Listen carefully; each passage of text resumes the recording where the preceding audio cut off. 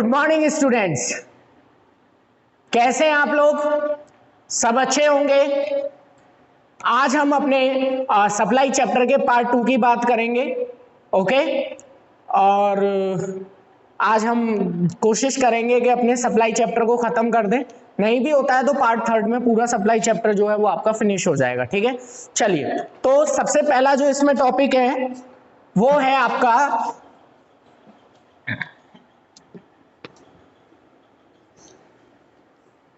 Supply वाले chapter का जो अगला टॉपिक है वो है फैक्टर्स अफेक्टिंग सप्लाई। आप इनको चाहे तो फैक्टर्स अफेक्टिंग सप्लाई कह लो, फैक्टर्स अफेक्टिंग सप्लाई कह लो, चाहे इनको डिटर्मिनेंट्स ऑफ सप्लाई कह लो, एक ही बात होती है। चाहे आप इनको डिटर्मिनेंट्स ऑफ सप्लाई कह लो, एक ही बात होती है। ओके, चलिए बात करते हैं डिटर्मिनेंट्स ऑफ सप्लाई की, यानी कि ऐसे कौन से फैक्टर्स हैं जिनके कारण किसी प्रोडक्ट की सप्लाई या तो ज्यादा हो जाती है या कम हो जाती है। तो सबसे पहला है own price of the commodity. Own price of commodity, उस कमोडिटी का खुद का प्राइस उसकी सप्लाई को इफेक्ट करता है। कैसे इफेक्ट करता है? किसी कमोडिटी का प्राइस उसकी सप्लाई को इफेक्ट करता है बेटा पॉजिटिवली।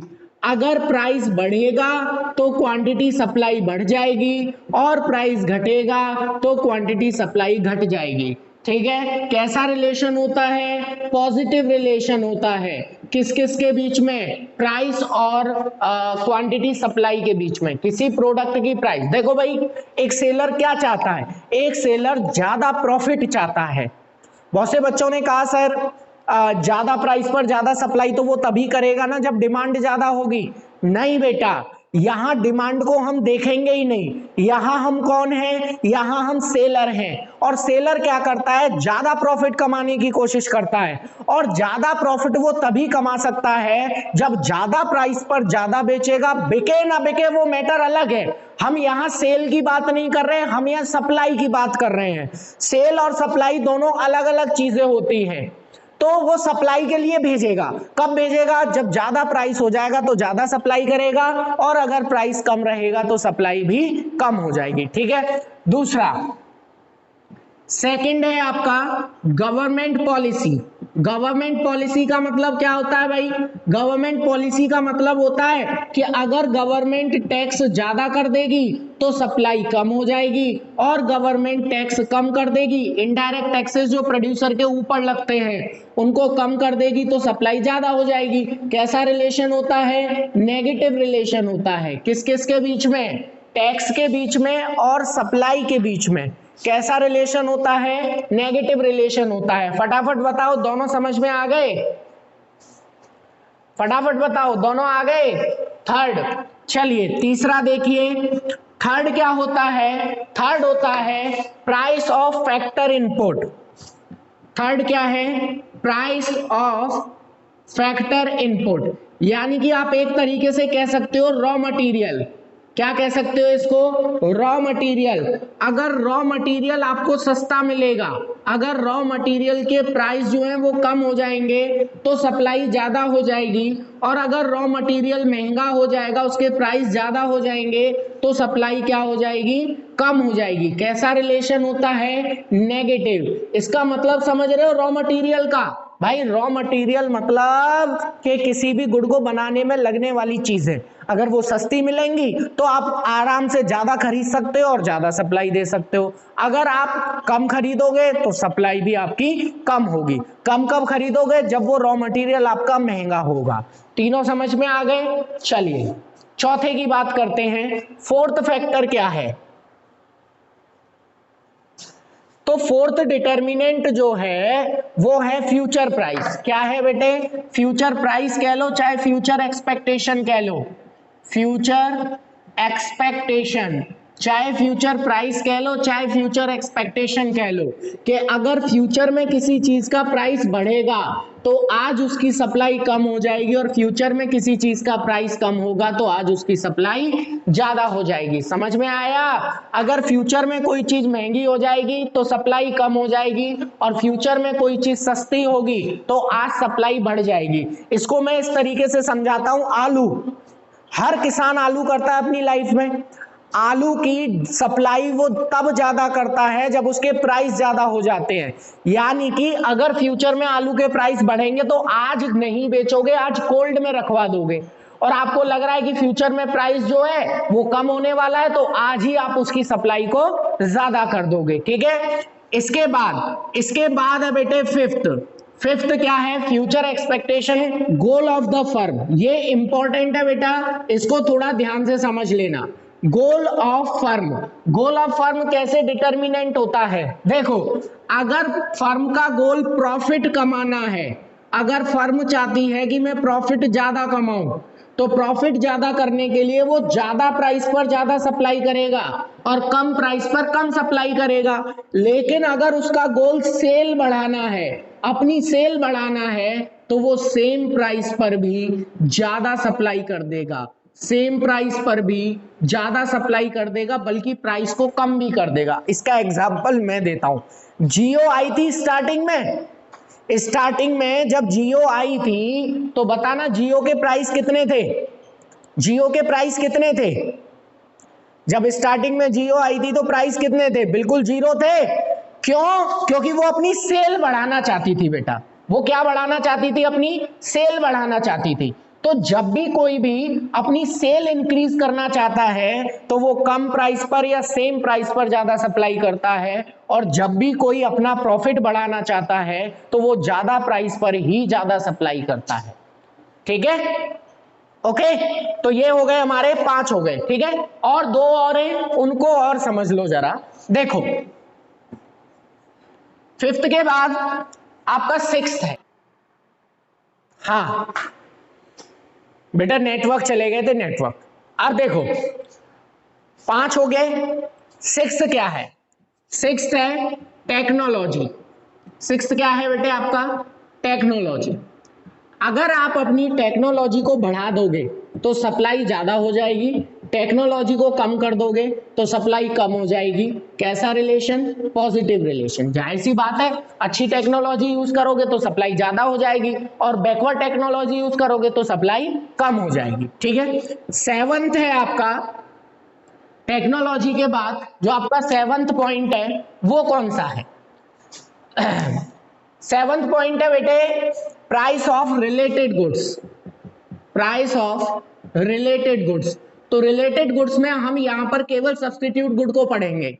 सब्स्टिट्यूट गुड कौन से थे? T and coffee. जब आप एक की जगह दूसरे को बिना किसी प्रॉब्लम के यूज कर सको। मान लो अगर टी महंगी हो गई तो प्रोड्यूसर कॉफी की सप्लाई कम कर देगा, और टी सस्ती हो गई तो प्रोड्यूसर कॉफी की सप्लाई ज्यादा कर देगा। यानी कि कैसा रिलेशन होता है? नेगेटिव रिलेशन होता है प्राइस ऑफ सब्स्टिट्यूट गुड्स में। इसका मतलब बहुत से बच्चों को समझ में नहीं आया होगा, मैं समझा देता हूं। मान लो मैं चाय बेचता हूं, समझना, और उधर कॉफी महंगी हो गई तो मैं क्या करूंगा? मैं चाय कम बेचूंगा। मैं अब चाय को क्या कर दूंगा? कम बेचना चालू कर दूंगा। तो अगर चाय महंगी हो जाएगी तो मैं कॉफी कम बेचूंगा, चाय ज्यादा बेचूंगा, क्योंकि मुझे किस में प्रॉफिट हो रहा होगा? मुझे चाय में ज्यादा प्रॉफिट होगा। अगर चाय सस्ती हो जाएगी तो मुझे चाय में प्रॉफिट कम होने लगेगा, इसलिए मैं क्या बेचने लग जाऊंगा? कॉफी बेचने लग जाऊंगा, और कॉफी की सप्लाई क्या हो जाएगी? ज्यादा हो जाएगी। बताओ सारे डिटर्मिनेंट समझ में आए कि नहीं है? 7 डिटर्मिनेंट है, सातों के साथ समझ में आ गए बेटे? Very good. अब इसके बाद हम चलेंगे लॉ ऑफ सप्लाई पर। किस पर चलेंगे? अगला टॉपिक है हमारा लॉ ऑफ सप्लाई। ध्यान से समझना जरा।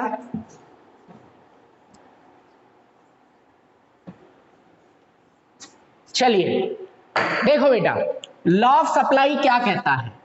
Law of supply, law of supply ये कहता है, बिल्कुल वैसे ये डेफिनेशन जैसे डिमांड की थी, बस वहां पे नेगेटिव रिलेशन होता था, यहां पॉजिटिव रिलेशन होगा। समझाऊंगा।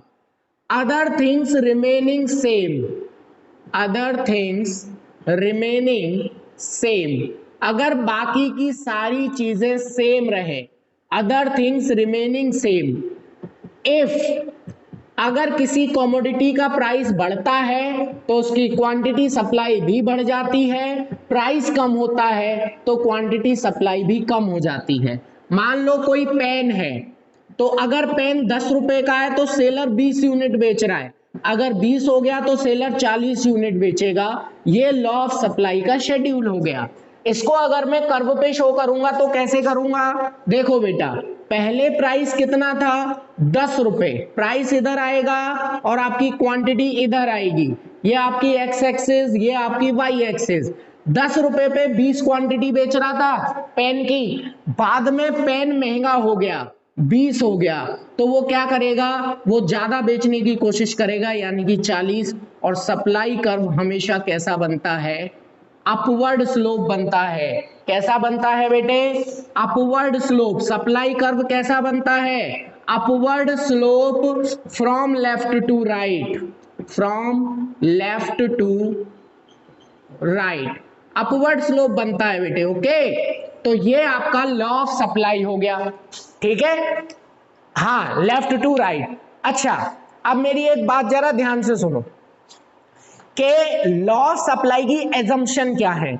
जैसे लॉ ऑफ डिमांड की एजम्पशंस क्या क्या थी, लॉ ऑफ डिमांड की एजम्पशन थी कि केवल ओन प्राइस चेंज होगा, बाकी सारी चीजें कांस्टेंट रहेंगी। वैसे ही लॉ ऑफ सप्लाई में होता है बेटे। लॉ ऑफ सप्लाई में क्या होता है, चलो समझाता हूं, जरा ध्यान से देखना। देखो, एजम्पशन, मैंने आपको कितने डिटर्मिनेंट कराए थे, अभी 7 कराए थे। सबसे पहला था ओन प्राइस, दूसरा था गवर्नमेंट पॉलिसी, तीसरा था रॉ मटेरियल के प्राइस, है ना, चौथा था टेक्नोलॉजी, पांचवा था गोल ऑफ फर्म, है ना, छठवा था प्राइस ऑफ रिलेटेड गुड, है ना, और सातवां क्या था, एक कौन सा बच गया, गवर्नमेंट पॉलिसी हो गया, रॉ मटेरियल हो गया, टेक्नोलॉजी हो गया, गोल ऑफ द फर्म हो गया, प्राइस हो गया, हाँ, फ्यूचर एक्सपेक्टेशन। तो ये 7 कराए थे। तो लॉ ऑफ सप्लाई की एजम्पशन ये कहती है कि पहला वाला चेंज होगा। पहला वाला कैसे चेंज होगा, ऐसे कि अगर प्राइस बढ़ेगा तो सप्लाई बढ़ेगी, प्राइस घटेगा तो सप्लाई घटेगी, बाकी ये सब क्या रहेंगे बेटे, ये सब कांस्टेंट रहेंगे। ये एजम्पशन होती है लॉ ऑफ सप्लाई की, बिल्कुल लॉ ऑफ डिमांड की तरह होता है। हाँ, कोई एक रह गया होगा बेटा, कोई एक रह गया होगा, किसी बुक में 7 है, किसी बुक में 8 है, ऐसी कोई दिक्कत नहीं है, किसी में 10 भी है ना। अगर पढ़ के देखना, समझ में नहीं आता है तो मैं बता दूंगा, ठीक है। फिलहाल ये 7 है, तो बाकी के सब क्या रहेंगे, कांस्टेंट रहेंगे। ये आपका लॉ ऑफ सप्लाई हुआ। समझ में आ गया लॉ ऑफ सप्लाई, एक बार फिर से देख लो, लॉ ऑफ सप्लाई सबकी समझ में आ गया। ओके, अब हम बात करेंगे एक्सेप्शंस, लॉ ऑफ सप्लाई की एक्सेप्शन की बात करेंगे, ठीक है। ओके, वेरी गुड बेटा, एजम्पशन पढ़ ली, लॉ ऑफ सप्लाई पढ़ लिया, अब लॉ ऑफ सप्लाई की एक्सेप्शन की बात करेंगे। एक्सेप्शन क्या होती है, एक्सेप्शंस देखो, exceptions of law of supply, law of supply की एक्सेप्शन, एक्सेप्शन का मतलब होता है जब प्राइस बढ़कर सप्लाई क्या हो जाए, कम हो जाए, और प्राइस कम होने पर सप्लाई क्या हो जाए, ज्यादा हो जाए, ये आपका एक्सेप्शन कहलाता है। भाई लॉ ऑफ सप्लाई क्या कहता है, ज्यादा प्राइस पर ज्यादा बेचो, कम प्राइस पर कम बेचो। एक्सेप्शन क्या कहता है कि ऐसे बहुत सारे गुड्स हैं जो ज्यादा प्राइस पर ज्यादा नहीं बिकते और कम प्राइस, वो ज्यादा प्राइस पर कम बिकते हैं और कम प्राइस पर ज्यादा बिकते हैं। अभी बता रहा हूं, प्रोड्यूसर सबसे पहला होता है बेटा पेरिशेबल कमोडिटी या पेरिशेबल गुड्स। ये हम सब लोगों ने देखा है अपने आसपास। क्या है पेरिशेबल गुड्स, ऐसा गुड जो जल्दी खराब होने वाला होता है। तो तुमने देखा होगा एक सब्जी वाला पूरे दिन तो अपने रेट पर सब्जी बेचता है, लेकिन शाम होते होते वो कम प्राइस पर ज्यादा सप्लाई करके चला जाता है। वो क्या करता है, कम प्राइस पर ज्यादा सप्लाई करके चला जाता है, क्योंकि उसे पता है कि अगर ये मैंने कल तक रखा तो ये बिल्कुल खराब हो जाएगा। तो ये होते हैं आपके पेरिशेबल गुड्स। पेरिशेबल गुड्स मतलब जो जल्दी खराब होने वाले होते हैं, उन पर कभी भी लॉ ऑफ सप्लाई नहीं लगता। शाम को कम प्राइस पर ज्यादा सप्लाई करके चला जाएगा। समझ में आ गया? पहला एक्सेप्शन समझ में आ गया? ओके, दूसरे एक्सेप्शन की मैं बात करूं तो दूसरा एक्सेप्शन होता है जो हमारे पुराने गुड्स होते हैं। पुराने मतलब विंटेज गुड्स कह लो, या इनको आप प्रेस्टिजियस गुड्स कह लो, है ना, जो पुराने होते हैं। आर्टिकल ऑफ डिस्टिंक्शन भी कहते हैं इनको, आर्टिकल ऑफ डिस्टिंक्शन, जिनकी एक अलग पहचान होती है। अब जैसे अगर मैं बात करूं कि जैसे कोई पेंटर है बहुत पुराना, उसकी अगर कोई पेंटिंग बिक रही है तो ज्यादा प्राइस पर ज्यादा तो बिकती है, लेकिन आप नई पेंटिंग कैसे लेकर आओगे? समझना, जैसे गांधी जी का चश्मा है, उसके प्राइस बहुत ज्यादा हैं, क्या आप उसकी सप्लाई बढ़ा सकते हो? ऐसा गुड जो अपने आप में ही अकेला है, उसकी आप चाहकर भी सप्लाई नहीं बढ़ा सकते। भाई जैसे विंटेज कार है, ठीक है, विंटेज कार का मतलब क्या हुआ, जो बहुत पुरानी कार होती हैं, पुरानी कार है, उनके ज्यादा प्राइस पर ज्यादा बेच ही नहीं सकते हो आप। ज्यादा प्राइस पर आप ज्यादा क्वांटिटी बेच ही नहीं सकते हो। क्यों नहीं बेच सकते हो? क्योंकि आप चाहकर भी उनकी सप्लाई नहीं बढ़ा सकते। वो विंटेज ही कार क्या जिसकी सप्लाई बढ़ा दी। क्लियर? तो इनकी ज्यादा प्राइस पर भी सप्लाई नहीं बढ़ सकती, इसलिए। और तीसरा जो एक्सेप्शन है वो कौन सा है? वो है आपका एग्रीकल्चर आउटपुट, यानी कि एग्रीकल्चर प्रोडक्ट जो होते हैं आप, वो नेचर से मिलने वाले होते हैं। एग्रीकल्चर प्रोडक्ट जो होते हैं बेटा, आप चाहकर भी, अब ऐसा मशीन से तो बनते नहीं है कि भाई ज्यादा प्राइस हो गए, एक काम करो रात भर मशीन चला दो, दिन भर मशीन चला दो, सप्लाई ज्यादा कर दो। वो तो बेटा नेचर से मिलने वाली चीजें हैं। आप कितनी भी कोशिश कर लो, वो उतने ही अमाउंट में मिलेंगी जितनी की नेचर की कैपेबिलिटी होगी। एक खेत में अगर आप 10 किलो आलू उगा रहे हो मान लो, और प्राइस ज्यादा हो गए, क्या 20 किलो उगा लोगे? नहीं उगा पाओगे। एक खेत से आलू उतना ही मिलेगा जितना हो सकता है, प्राइस बढ़ने से आप उसकी सप्लाई को नहीं बढ़ा सकते। तो ये 3 आपकी एक्सेप्शन हुई। ये आपका पूरा सप्लाई वाला चैप्टर हुआ। अभी इसमें बहुत सारे टॉपिक रह गए हैं, एक वीडियो और इसकी अभी आपकी बनेगी। ओके।